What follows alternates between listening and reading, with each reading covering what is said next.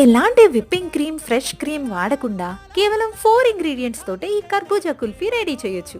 దీనికోసం ఒక కర్బూజా మొదలు కట్ చేసి దాన్ని ముక్కలు ముక్కలుగా నరికేయకుండా ఇలా ఒక స్పూన్ తీసుకొని నీ చూపిస్తున్న విధానంలో స్కూప్ చేసుకొని పక్కన పెట్టుకోండి.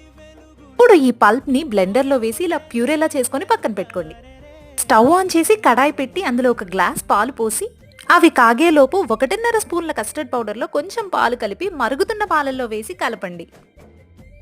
స్వీట్నెస్ కోసం నేను షుగర్ యాడ్ చేస్తున్నాను. మీరు మీకు ఇష్టమైన స్వీట్నర్ ఏదైనా యాడ్ చేసుకోవచ్చు.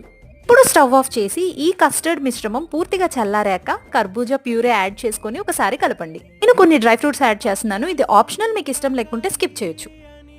ఈ మిశ్రమాన్ని మనం ముందుగా రెడీ చేసుకున్న కర్బూజా మోల్డ్లో వేసి 8 అవర్స్ కానీ ఓవర్ నైట్ కానీ డీప్ ఫ్రిడ్జ్ లో ఉంచాలి.